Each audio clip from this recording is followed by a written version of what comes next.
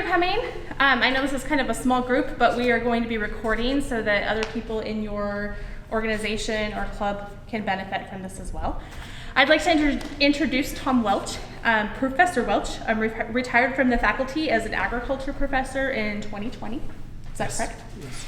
He served as a faculty member for 39 years at MSU-Northern, which is a long time to be an educator, so you must have enjoyed it, right? He was granted Emeritus status by the Montana Board of Regents last spring. Do any of you know what Emeritus status means as a professor? To be granted that? Everybody heard of that before? I don't either, but I kind of. So it's a pretty prestigious title. And the title is awarded to professors who have shown their long-standing dedication and commitment to the university and higher education. So it needs to be nominated by someone here at MSU-Northern, and then it gets voted on by the Montana Regents, and he was unanimously voted into that title. Most recently, you guys may have heard about him on the radio and the newspaper.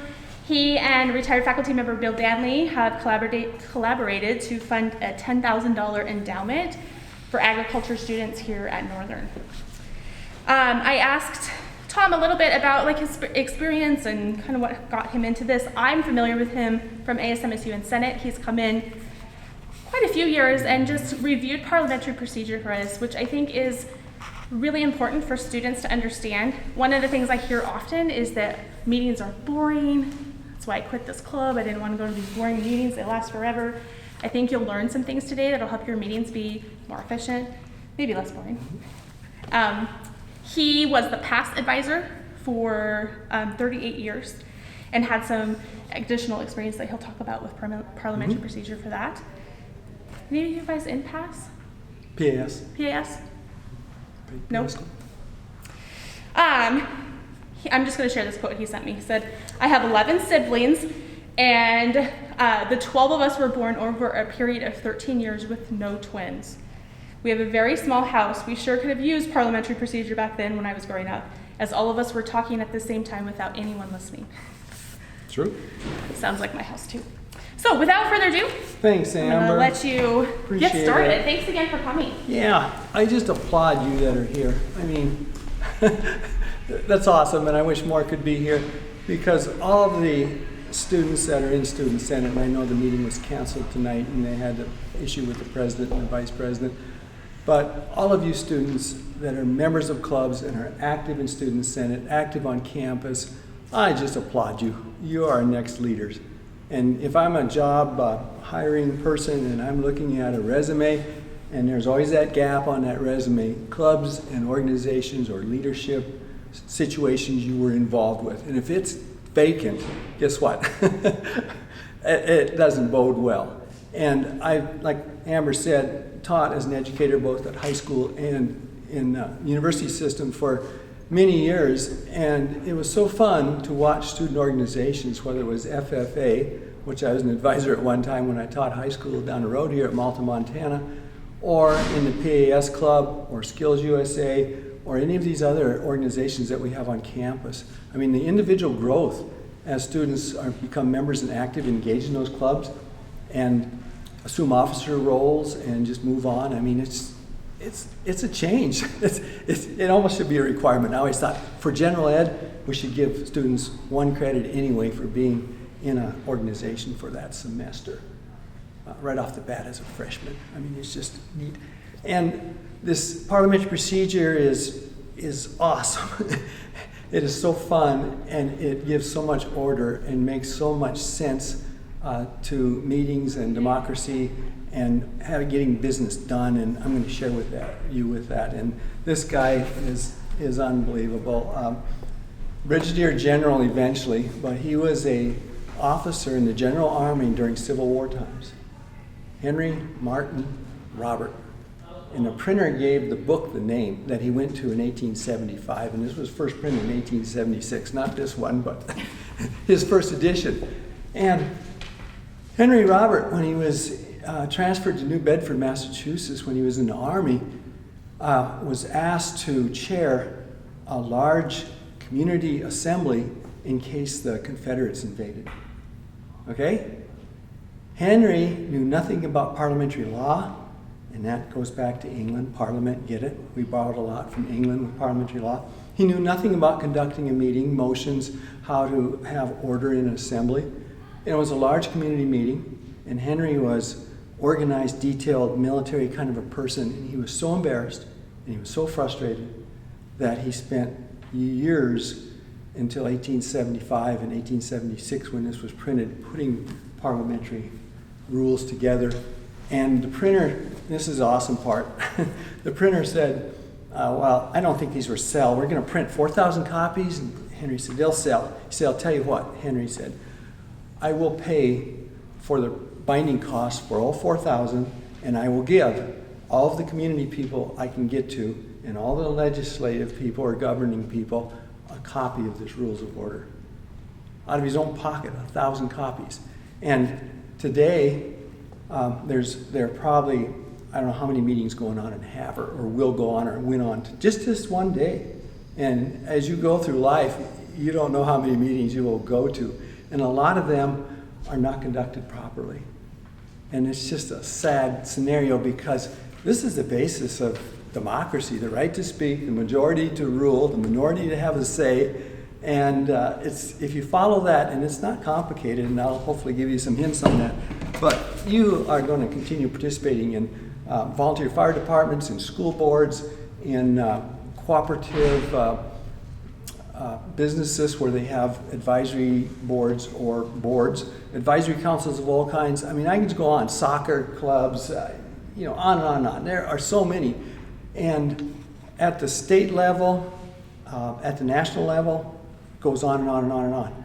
And you guys and girls are nothing as an individual compared to what you would be with a group. And I know this because I've been involved with those larger groups and then try to speak to a legislator or try to get something done. Just, I don't have it. But when you have a body, a student senate, or you have a larger body, and I'm an agriculturalist, so I'll say like the Montana Grain Growers Association, which is Sean knows, is a former student of mine, is a big active body in the state. And when they speak, legislators listen, the government listens, the community listens, because they're a body. They're an organized body. So, this ability in this country to form committees, form councils, form organizations, and conduct business through them in a fair and orderly manner with good business it's the heart of this country. It's just, nobody else has that like we do in this country. And it's, jump on it, engage. I just encourage you. But you guys are going to be in this for the rest of your life. So what you gain tonight hopefully will carry you on. A little bit about, I'll add to what Amber said, but I was thinking when I was asked to do this, where did I start hearing motions and people bringing things in front and calling a meeting to order and such? And it was in 4-H. I was a 4-H member in a rural northwestern Harding County, South Dakota. And then I went to high school and I joined a wonderful organization called FFA. And as part of FFA, Sean was a former FFAer, I know, has at its base good parliamentary procedure. So I had coursework in it when I was in high school, and then we had our FFA chapter, which I was a member of. Then I went into ag education as a major in college, and I was supposed to go out and be a FFA advisor and teach agriculture education in high school, so I had some more parliamentary procedure. And then I coached a parliamentary procedure team when I was teaching high school for a little bit. And then when I got to this campus, I chaired the Skills USA, large organization at the state and the collegiate level here in Montana and the nation. I chaired their business procedure contest for 38 years. And I would have 3 judges, and these students would come in competitively like FFA does and conduct business, and then the judges would evaluate them. Did they do all the motions correctly? Did they run through 3 privileged motions and 2 subsidiary motions? Did they amend? Did they table? Did they call for a point of order and these kind of things? And you guys have the brochure. How did they turn out? Okay? Turned out okay. Yeah. I'll refer to that as we go on here, and we'll keep this going. I'll get you working with me here in a little bit. I only had blue legal paper, but they'll stand out and I'll just write. Yeah. And then, of course, as Amber said, I worked with organizations on campus, particularly the PAS Club, and I was on state boards. I was president of the Montana Aggies at one time. I was a member of the Havre Area Chamber of Commerce for many, many years.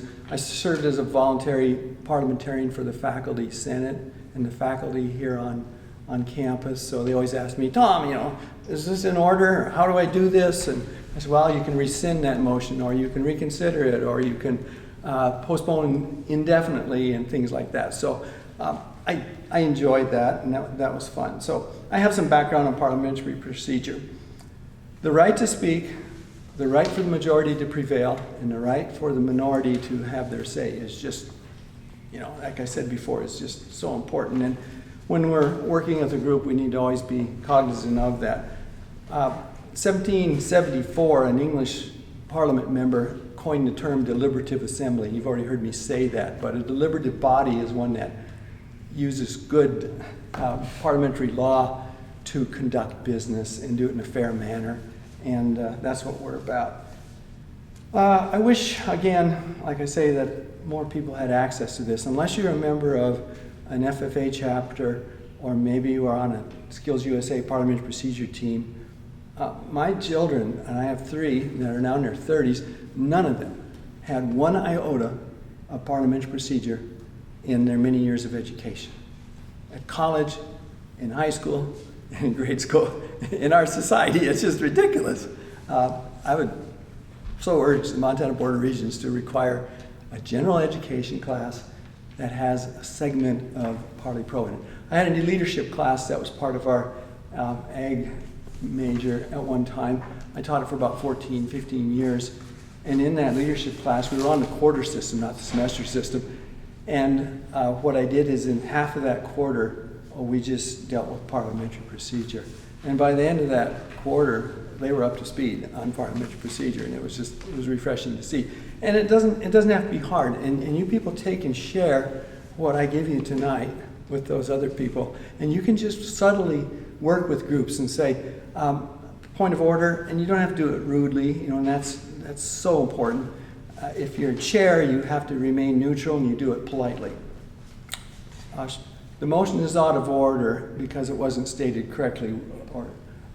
Sean, would you restate that motion correctly? Say, I move rather than I make. And people always say, I make a motion. Well, that's incorrect. It's bad grammar, and it's incorrect, parliamentary-wise. But 85% of people at the meetings this week said, I make a motion. It's wrong. And then another person will make a motion while that main motion is pending, which is wrong. You can't have 2 motions on the floor at the same time. So those little things. And the chair would simply say, a motion is out of order because we already have a main motion pending. You can bring it up later. And notice I didn't say, you're out of order.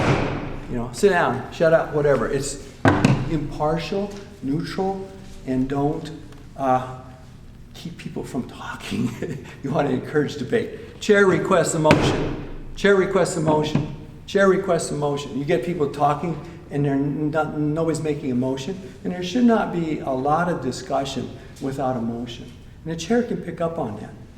And the chair simply can say, the chair requests a motion. Not I request a motion. Not that Sean's out of order. It's the motion is out of order. So work with that. It's really great. It won't take me long to get you tonight just to be familiar with maybe 5 or 6 motions. If you're familiar with 5 or 6 motions, life's good. That's all you need. And there are 98 in here, but you don't need them. You can deal with the ones that are in this sheet, about 5 or 6 of them on the handout, that will just serve you well for the rest of your life. And they're printed in the table on the back. And they're also in order of precedence, which we'll talk about, where you can have more than one motion pending at a time, but it's not a main motion. Only one main motion, but somebody may move to amend that. So that's pending until it's amended, if it is. And somebody could move to lay that motion on the table while it was being amended, because it's more powerful. It's up at the top here. And that's a horrible motion in a lot of ways, and people use it way too much. They use it sometimes to kill a motion. And I would rise to a point of order, and I've done that at a 300-400 people audience. I remember I was at a large Montana Career and Technical Education Association conference. And there were 300 or 400 members in the audience, and we were having the annual meeting. And we only meet once a year, October. And the motion or resolution that was out there that was being discussed was to endorse a certain political candidate. So that was a hot topic, first place. And it went through amendments, it went through, people were trying to kill it. And when they even tried to adjourn. And adjourn is the next to your highest motion. The one that's higher than adjourn is not listed there, but it's in here. It's to set the time at which to adjourn. But somebody motioned, that was against it obviously, to lay that motion on the table. We didn't meet until the next year. Election is over. Point of order. That motion is being used incorrectly. The intent of the mover is obviously to kill it. Please, Chair, rule that motion out of order. And it was. So you can just have a little knowledge and do well in that kind of thing. I've got some things on this handout about effective meetings, good meetings,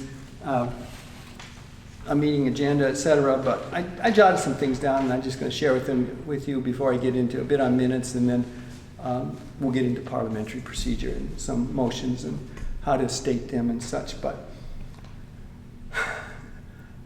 I always think back when I was on some of these committees, and still I am engaged with some committees, but I always want to have the mission and the goals, or at least just the mission of what we're about in front of me at all the time.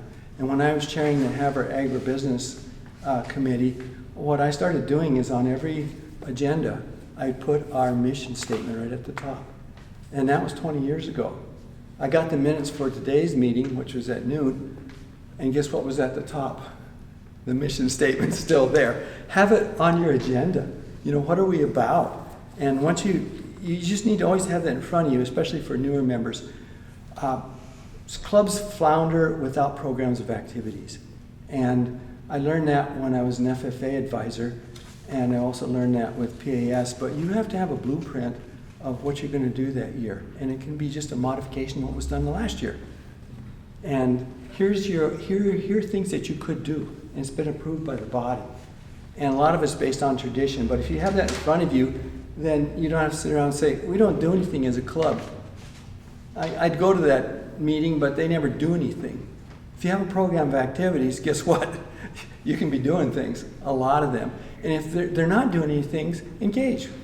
Engage them. As a chair, as an officers, get them doing things that fit your mission and your program of activities. Delegate, sign up people, ask for volunteers, officers, and some of you will probably be officers or are officers, set examples.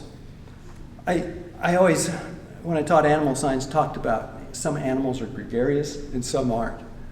And what I mean by that is some animals like to be together. In fact, most animals like to be together. Flock of birds, flock of sheep, flock of chickens. You know, sometimes they're stragglers and they're off by themselves, but we, like animals, like being together. So you got it with this club and committee and group. Naturally, people like to be together and do things. So take advantage of that. The jackets, the caps, the logos, the t-shirts, they all help form a team, form that body. PAS club, you know, we did jackets for years and years and years. You were part of that family, and it helped bond you as that working group and promoted a sense of team atmosphere. In this day and age particularly, I'm going to really emphasize you people, and you do, I just can tell you are that kind of person, but respect the position. You may not like the person, but respect the position. Respect the academy or the club or the organization or whoever you are working with. I mean, that's who you're respecting and working with. The organization, the other members, civility is at the heart of good democracy and good Robert's Rules of Order. You know, you treat people with respect and set an atmosphere and a tone. Again, I encourage you, if you're in the Senate, and Amber, you can pass this on to those missing Senate members. First of all, they should get recognition before they speak. Once the meeting is called to order. Meeting called to order, you go through your, whether you have a quorum or not, you go through your minutes of the last meeting. You go through, if you have a treasurer's report, typical at the meeting, and you get to old business. But anyway, when somebody wants to make a motion or debate or motion or whatever, raise your hand.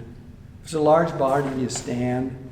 But have the organization members raise their hand to be recognized. Otherwise, it's disorder. 14 people talking at the same time, just like when I was growing up as a kid. And you can't hear anybody. It's just, you ask for order and you ask for them to raise their hand. And that's recognition. Once you have the floor, it's pretty powerful. There aren't many motions here that can interrupt somebody that's speaking or has the floor. And that's democracy. That's America. That's the right to speak. It's awesome. And again, you have to have one person speaking at a time. And I would, for Senate members, Amber, and pass this on, I would really encourage them, because they're a formal body on campus. They're probably the most formal body we have on campus. They should call each other by Senator Manning, and I don't know your other last names, but Senator XX, okay? You have the floor. And it just adds some order to it. It adds some civility. It adds some respect for the group. I also want to impress on you that, and I get this from being in my age and working with people for so many years, we all look to the world with different eyes. And boy, do I get that. And I'm the last person to judge somebody, and people, oh, gee, dingbat ideas or whatever, you hear that all the time. Nonconformists, we need that. We absolutely need that. And just remember that the more eyes you have, the better view of the world that you have, and respect that. Members deal with matters, members deal with other members, and members deal with good business items. Accomplish things in an orderly manner, and parliamentary procedure gives us that. So I want to say a few things about effective meetings and meeting essentials. You have to give notice of a meeting, and I know it's different than it used to be with all the ways we can contact people today, but you have to have advance notice. And I've advised groups and clubs and been aware of other groups and clubs and been members of groups and clubs and organizations and committees where, are we meeting today? Oh, shucks, we have a faculty meeting today? A reminder, an email, a text, a phone call, whatever is good. Agenda is really important, prepared in advance. Officers usually work to put that together. They, again, will sit down and come up with an agenda. And the agenda can be generated from older agendas. And you got to have that listed out. And I have samples of agenda items and what should be on them and things like that. I have some of the things here on a meeting agenda on the handout, but that's typical. And it doesn't have to be exactly like this, but you have to have an agenda. I always ask people that call me to a meeting, well, why are we meeting? And I always wanted to say, meeting called to order. The reason I'm calling this meeting is I'm lonesome. Okay. So not just kidding, but we have a purpose. Well, there's a meeting today, but we don't have anything to do. Then why meet? Give me something. I got to have it, and I can prepare for it. I can read up on it. I can bring something. I can talk about it more literally. Gavel. Don't pound on the table. It's not as effective, by the way, if it's a plastic table. Pound on hardwood. Meeting will now come to order. Isn't that great? Boom, boom. And if a motion carries or is defeated, motion defeated. Next item of business. Meeting adjourned. Refreshments will be served. Leave a meeting with everybody in a good mood if you can. A lot of times you'll see entertainment, you'll see lunch, cookies, coffee. People can kind of talk and they go off feeling kind of good. But if you go off grinding your teeth, the officers probably haven't done their job or whatever. Start and end the meetings on time. We're close enough to Canada, we can do that. Eh? Canadians start and stop on time. If you go to a meeting in Canada, it's 8 o'clock meeting, it starts at 8 o'clock. Going to end at 6, going to end at 6. I vote with my feet. I'm old enough and gray enough and long enough to tooth. 10 minutes, and I'm supposed to be at this meeting, I've sat there for 10 minutes, I'm gone. I'm sorry. And people will appreciate that. Start on time, end it on time. Chair and officers need to be prepared and should show preparation. Agenda, gavel, secretary next to the president or the chair. That's the tie right there. Mr. Secretary, what's our next item of business? Madam Secretary, can you repeat that motion as stated by the member, as moved by the member? You know, that's your tie. You're just going to do well with that. Bylaws. We call them bylaws now. It used to be constitutions. Constitutions, bylaws, now it's supposed to be just bylaws. Have those available, at least on a computer or jump drive or something, and a copy of your parliamentary law, which is usually Robert's Rules of Order with most bodies and most rules. And it says right in it, all the bylaws say right in that.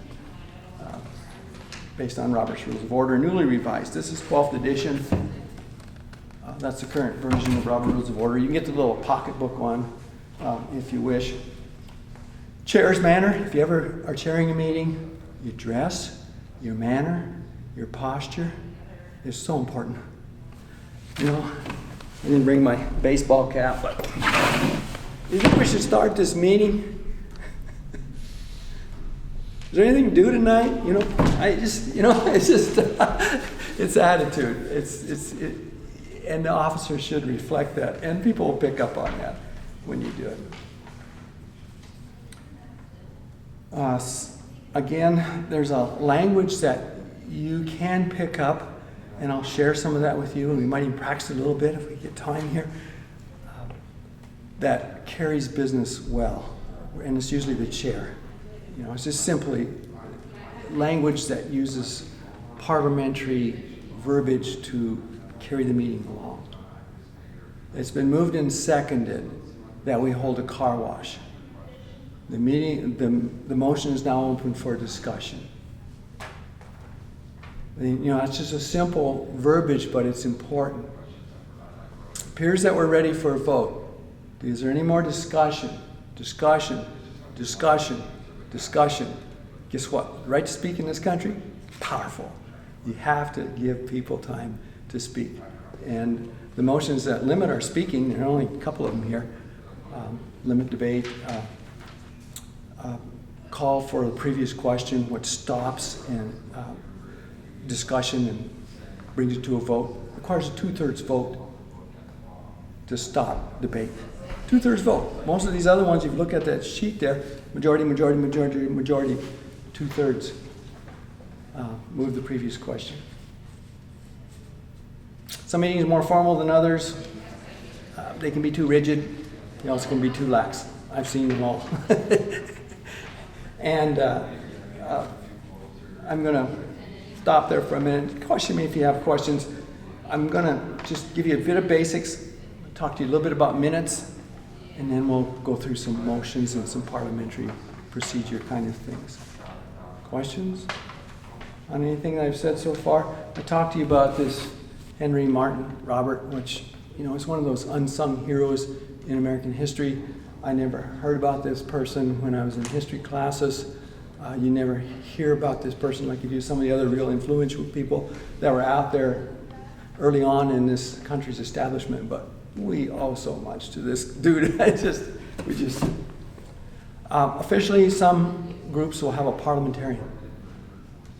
It's an officer. FFA has a parliamentarian in their local chapters, and they have a state officer who is a parliamentarian.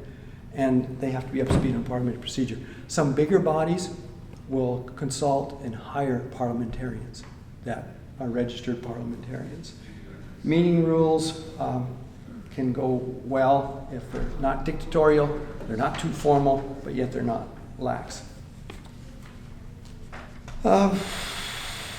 Chair should remain neutral. Chair can step down. You know, you have a vice chair, you have a vice whatever, another officer, and the chair is supposed to remain impartial, but what if I'm so impassioned about this item of business that's out there on the table or on the floor. I want to say my 2 cents. I can't. I'm supposed to maintain neutrality. I don't vote unless there's a tie where I have the right to vote. And that's another thing that's wrong, oftentimes. It's a tie vote. Chair has to vote. Well, you don't. So what happens if it's a tie vote? Motion dies. But the chair has the right to vote. And that's the only way they have a right to vote, unless they step down and are no longer at the gavel. And then they can come back to the gavel after they said their piece and act as another member. Those of you that get assigned to take minutes, and I think this is good advice. You can write them by hand, or you can type them into a computer or a tablet, but do it in one file throughout the year, throughout the meeting year, whether it's a fiscal year, or a calendar year, or a school year. Like if it's a PAS club, I'd have one file, and I would just have those minutes all in that one file. I'd have a template at the top of that file for the minutes, and because they're kind of going to be the same. New unfinished business, new business, who called the meeting to order, when was the day that the meeting was held, and on. But minutes are a history of your club, and you need to refer to them once in a while. And guess what happens if they're in one Microsoft Word file? And it's next year, or it's late in the year, and you're looking for something.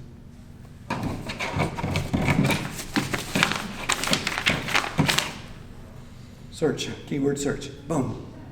Car wash, or whatever it was, community feed, boom, it's there. So I like to see them in one Word file, and then they can be archived later on. Avoid lengthy minutes. I see this is another one that just is unnecessary and makes for long minutes. Don't record who seconded the motion. Not necessary, not required. And the person that seconded the motion, they may or may not be in favor of the motion. All they're seconding is the fact that we want to get this on the floor so we can talk about it and debate it. That's all they're doing. Doesn't require a second. Nominations don't require a second. I'm picking on Sean because he's the only one I know in here by first glance. I nominate Sean for president.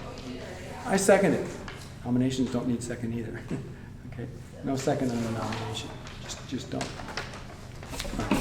And that's also in your handout. History of an organization. Make them available. They are not the true minutes until they're approved at the next meeting. So they usually aren't even disseminated to everyone and made part of the official minutes of that group until they're approved, because they're in draft form. And I always put draft on them if I'm writing the minutes for a group until they get approved. Then you can take the draft off of them, and then they're approved if they get approved, and they usually are. So minutes are pretty important, and they're things that you can do and take on. So anyway, let's get into parliamentary procedure, and I'm just going to have you hold this chart in front of you, or be looking at it, so we can look at these motions. And I have a fair number here, but again, like I said, if you have 5 or 6 of these down, the main motion, to amend, how to lay on the table, take from the table, refer to a committee, and maybe the previous question, you're good. You're golden. You have it down. Most of these other ones are incidental, or they're subsidiary, and they're not often used. And remember, most people don't understand parliamentary procedure very well, so those will probably not come up. So, and if you have Robert's Rules of Order, if they do. So I'm just going to start, and we'll just come down here to the main motion, which is the lowest on the totem pole of our motions. And again, there only can be one motion at a time. And again, I'm going to ask one of you to make a motion by saying, I move blank, blank, blank. Anybody? We'll just play with this one, and I'll share it. Chair requests a motion on holding a hamburger barbecue tomorrow night. Chair requests a motion. related to a barbecue? Do I hear a motion? Amber? Help me? Can I say something? You raise your hand. Amber? I move to hold a hamburger barbecue tomorrow. It's been moved that we hold a hamburger barbecue tomorrow. Is there a second to that motion? Second. It's been moved and seconded that we hold a hamburger barbecue tomorrow. We are now open for discussion on that motion. Discussion. Now, what I did here was the most beautiful thing about a meeting that I think there is. Guess what it was? I gave that motion back to the body. Guess whose motion it was until it was read back by the chair? It was hers. Now it's the body's. Can she withdraw that motion? Only if you guys give her the right to. Can somebody else withdraw her motion? No. And withdraw a motion is the bottom one on your sheet. It's an easy one to withdraw. Yeah. So if she wants to withdraw it, do we have to vote for her to withdraw You it? do if I read it back as a chair. Okay. And you don't have to vote if it's a unanimous consent. And I could say, is everybody okay with having that motion withdrawn? That the mover motioned? Everybody okay with that? Motion withdrawn. Next item of business. So if the house is divided, then you would... If one person says, I object, Okay. then you have to vote. And Okay. it's a simple majority. Okay. And done. Okay? Great. Now we got discussion. Discussion. And again, you'd raise your hand if you want discussion. And after I don't hear any discussion, and I'll say this a lot of times, even if somebody is saying question, and people will say that, and what they're doing is they're saying something that I've heard used in meetings a lot, which is a kind of a simple urge to the chair or the body that maybe we should take a vote. They aren't really moving the previous question, which is that powerful one you see down here, where it says, previous question is number 6 on the list, requires a 2/3 vote, is seconded, but it's not debatable, not amendable, vote required 2/3. The REC means, can it be reconsidered, which we'll talk about? Can you interrupt the speaker? No. So, again, sometimes you don't have that I move the previous question. You just hear somebody say question. And what I usually do there, I say, are we ready for a vote? Is the body ready for a vote? Any more discussion? Discussion? Discussion. Hearing none, we'll proceed to vote. All in favor of the motion, which reads, we will have a barbecue tomorrow night, hamburger barbecue. Raise your right hand. Come on. Maybe you're all negative. Opposed? No. Why did I say no rather than nay? And I'll say, motion carried. Why did I ask you to say no rather than nay? It's easy. Nay? Not that I'm Canadian, but close. Some people, yeah. Get confused. Did they say A or nay? They're saying sound the same. So say no. Say A and then say no. I just like a good old no. It's so different from A, you won't get it confused from no. That was the main motion. That's as easy as it is. And it was done properly. Let's amend it. And again, we look down here and we look at amend. It requires a second. It is debatable. It is amendable. Only to the second level. Requires a majority vote. Can be reconsidered. And you can't interrupt the speaker. So maybe we want to change that to a hot dog barbecue. So let's pretend our motion is on the floor. I won't go through that routine again. Any further discussion on the motion to hold a barbecue? Hamburger barbecue. Somebody amended. Raise your hand. Yes. Do you have to move it to amend, or can you say, Say- I move to amend the Exactly. motion? Perfect. I move to amend the motion by striking out the word hamburger and inserting the word hot dog. Go ahead and do it. Yes. I move to amend the main motion, striking out hamburger and reading hot dog. Or, so it reads, I move to have a hot dog barbecue. What I usually say is insert or strike out or add to. And that's all you can do, by the way. And that gets ruined too in meetings. Amendment cannot change the original intent of the motion. It can't. It's a point of order. That amendment changes the whole motion. I move that we have a car wash. I move to amend them that we're going to have a barbecue by having a car wash. It changes the intent of the motion, I think. Fundraiser versus whatever. So I'd call that out of order. You can't change the intent of the original motion. It's been moved that we amend the motion by striking out the word hamburger and inserting the word hot dog. Is there a second to that motion amendment? I second. It's been moved and seconded, and you can look at amendment. It does require a second. It is debatable. It is for discussion. It's been moved that we amend the main motion by striking out the word hamburger and inserting the word hot dog, and seconded. We're now for discussion on the amendment as stated. Any discussion? Any discussion? Hearing no discussion, we'll vote on the amendment. The motion the amendment reads, amend the main motion by striking out the word hamburger and inserting the word hot dog.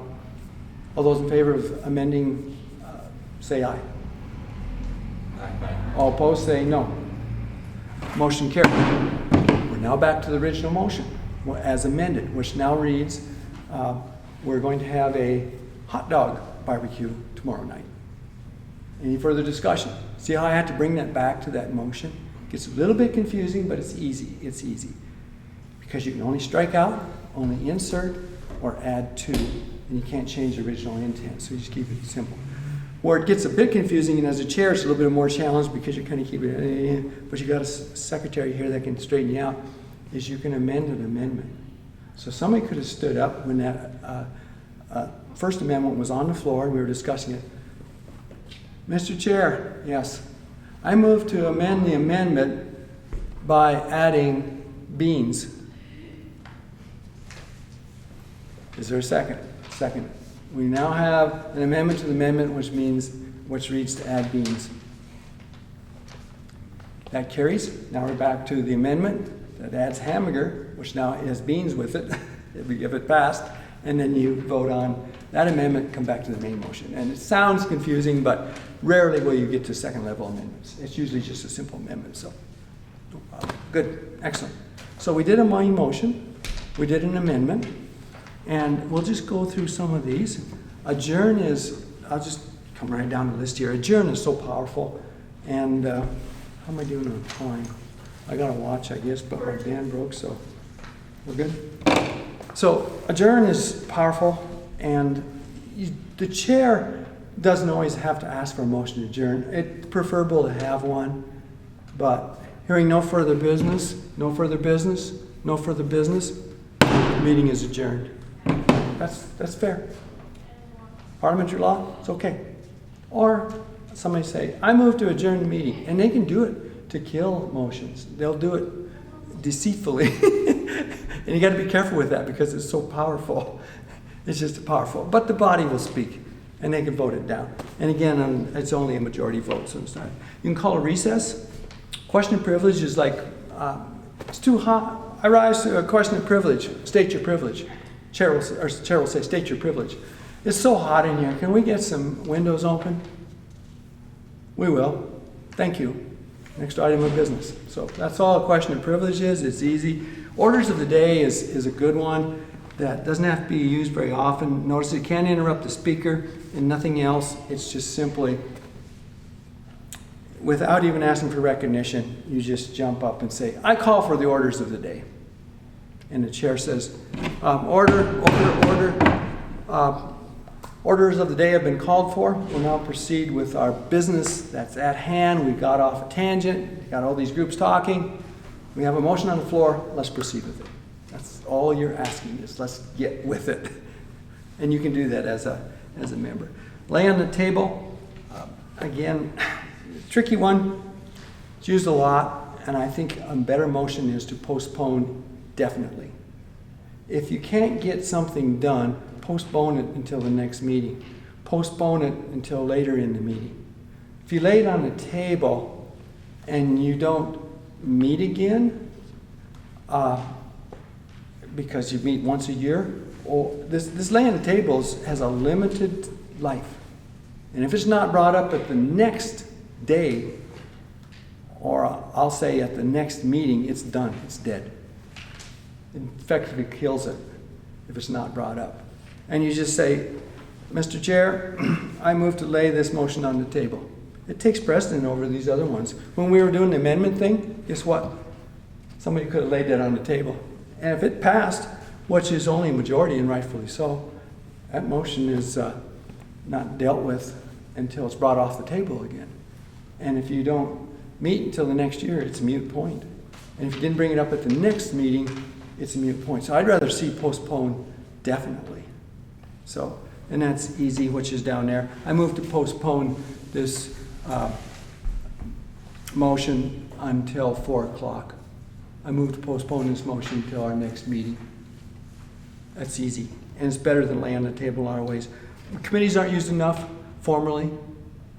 And if you got a thing going on like the barbecue we passed, Sean could rise up and say, Mr. Chairperson, yes, Sean, I move to refer the barbecue to a committee of 3 with the chair appointed, with the committee chair appointed by you. And again, I look down here, refer to a committee, it's a good one. Second, yes. Debatable, yes. Amendable, yes. Majority vote, we refer to committee. And we need to refer more things to a committee and do it formally. And guess what? They have to come back with what they talked about. And what they usually should do is they should give a motion to the body after they give their report. We looked at buying hot dogs and beans. It's going to cost this so much. I move that we go ahead and buy our supplies for the barbecue that we're going to have. So they put it into a motion. Then you do something with that committee. Sometimes it's just information, though, as well. Amend we did. Postpone indefinitely basically kills a motion. And it's used often just to kill a motion. And that's the main thing. Essentially kills a motion. No vote on it. Just kills it. Gets rid of a motion. Main motion we talked about. If you have a motion on the table, you have to take it from the table. Mr. Chairperson, I move to take from the table the motion to hold a barbecue. And I'm overusing that motion. Reconsider. This is a good one. Sometimes you err. You did something wrong as a committee and you realize your error. And this is a temporary one. You can only reconsider a motion if it already hasn't been executed.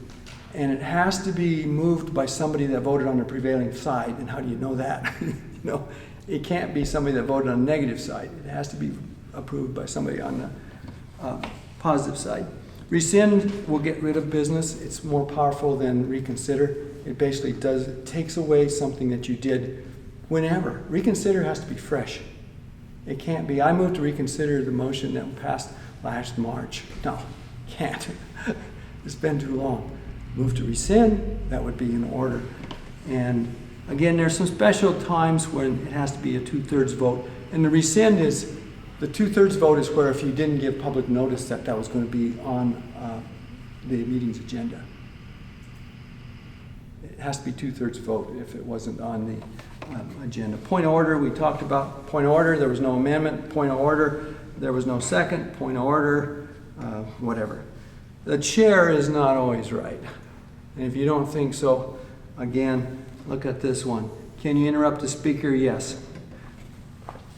Mr. Chairperson, yes. I appeal the decision of the chair. And again, look at that one. Second, yes. Debatable, yes. Not amendable, majority vote. So it appears the chair's ruling. If you think the chair ruled wrong, bring it to the body and see if the body agrees. Suspend standing rules, I won't say much about. Division of the House I talked about. That calls for immediate vote. Immediate vote. I call for division of the House. Division has been called for. All in favor of the motion, say aye. All opposed, say nay. Boom. And usually if it's division, it's not verbal. It has to be rising or hand because that's what it is, a division of the House. Nominations, they happen infrequently. Just don't second them. And you can just say nominations are now open for president of our club for next year. Nominations are open. I nominate Johnny. Boom. No second. And then if you want to, and it's usually appropriate, somebody can close those nominations. And it, again, requires what? 2/3 vote. because it limits people's ability to nominate. Amber? Can you go back and explain why you would use division of the assembly? Is that where it's not clear that? Yeah, you know how it's a, no, it sounded about the same. I call the shots. Motion defeated. I call for a division of the House or division of Assembly, either one. Division's been called for. All in favor, hold your right hand up. All opposed, hold your right hand up. And yeah. Can a member stand up and interrupt and say division? Yes, and that's just an informal way of doing it. I mean, there's nothing, no debate, nothing on that. Just boom. It's fair. Let's have a fair ruling. That actually goes back. Parliamentary law goes back so long. Their writings back in 400 BC, where the Spartans were voting whether to go to war with Athenians or Athens in the 400 BC time period. And they had a division, and you can read about it, where they had those of you opposed to war, stand over here. Those of you for war, stand over you here. They did go to war, and it wasn't a positive vote, but that goes back to 400 BC, division of the House, division of the Assembly. Parliamentary inquiry, just a question. We talked about withdrawal motion. I did what I did, and I've been teaching for so many years that I hit my 50 minutes right on the money, pretty much. Class. But it's fun, and it's easy, and it's simple, and there's another jump drive that I gave Amber, where I just sat at the table, and I came out to 53 minutes and 17 seconds on that one, where I just talked into the camera. So it basically has the same information, so if this doesn't go, or you like that one better than this one, go for it. Parliamentary inquiry, is that something that if a member was new to parliamentary procedure and didn't understand what was Absolutely. like to just be able to question and learn? Yeah, absolutely. And it's so easy to do. No second, no debate, no amendment, majority vote. No, where am I at? No vote, nothing. I'm looking at the bottom one. Yeah, nothing. So the chair would just explain. And you can interrupt the speaker, which I just did. Yeah, I just feel like we have not done this on Senate for so long that I feel like we're a little bit loosey-goosey right now, and would be good for people to be able to ask questions and feel okay doing that while they're learning. Absolutely. And you do it by example. And if you've got somebody in there that can handle a couple of these motions, they can bring the rest of the group up to speed. And the chair you got to ask for recognition. You got to have an agenda. You have to have a gavel. You have to use it. You have to state the motions back. You can only speak twice on a motion in most cases. And for sure, you don't get a second chance to speak if somebody else wants to speak and they haven't spoken.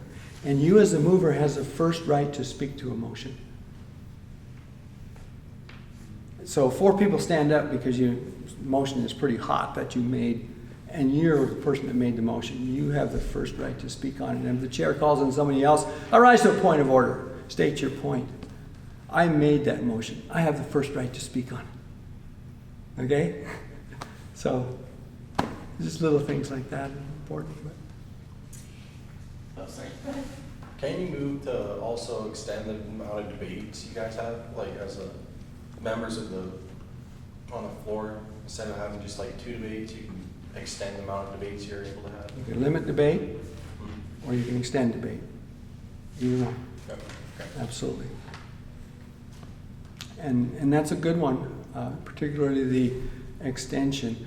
But the limit debate is so that you don't have those, what do they call them in Congress where people talk for 2 days? Filibusters. Yeah. So it's parliamentary procedure. Used good and poorly. So a motion has to be on the table in order for there to be a discussion. Absolutely. And if not, it's nothing. And that happens so much. And usually in most meetings, unfortunately, discussion happens before the motion. This is wrong. And the chair should jump on that right away. Chair requests a motion. Now, there can be a couple people talking about something, but do it, with the floor. And chair picks up on that. Would you put that as a motion, please? So it's parts the chair. Chair entertains a motion. Chair entertains a motion. I'm hearing discussion about this, joining this paint the hello walk or whatever. Let's have a motion. Boom, you got a motion. In a second, now it's the body's motion when I read it back. So read it back, say I move, raise your hand, use the gavel, carry this in your pocket, and you're good as gold. And if you're an officer, you have a responsibility just to keep that meeting. If not, call for the orders of the day if you're not an officer. Anyway, this was fun. Wouldn't it be great to have so much passion for something as Tom has about parliamentary procedure? It's our country. You can go all the way back to 400 BC. I think it's amazing all the things that you know about this that I've never heard discussed. That's the awesome part. The people that came before us. I mean, think about that. You guys are young, but you know, how many fires did I get warmed by that I didn't build, and how much water have I drunk that I didn't dig the well? I mean, the people that came before us, we just owe them so much, and I appreciate that. Yeah. And I have a fondness for it. Yeah. That's why I like old tractors and old trucks, right, John? Yeah. Respect for those guys. Anyway, I did what I could. Well, thanks so much You're for your time. welcome. Hopefully it's been